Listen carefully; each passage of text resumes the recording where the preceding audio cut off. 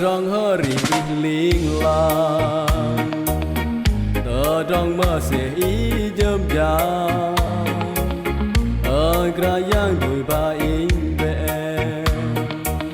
sang làm tròn lần tơ pan đi trong bờ in va bờ mà băng đón in va tơ trên kia mà lấy kra yang tơ ngà pan leo trong đom cơ nế làm đi ý đây bốn loài đông tơ drò họ đang ý nhớ nhỏ clay ta lấy cơ mơ nan hẳn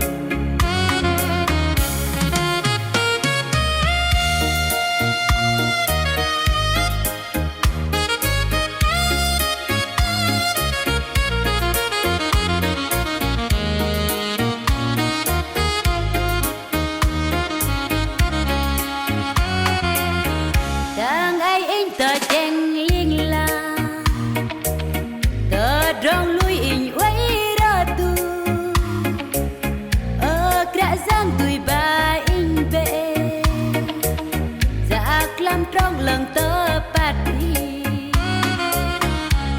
đôi bờ in vã bờ mà băng đón in vã tơ trên kia ba lấy kra giang tầng la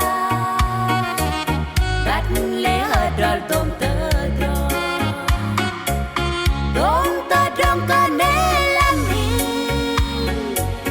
đi đây bốn lời dom tơ nâng ý nhớ hơi nhỏ cây mà lấy cơ mơ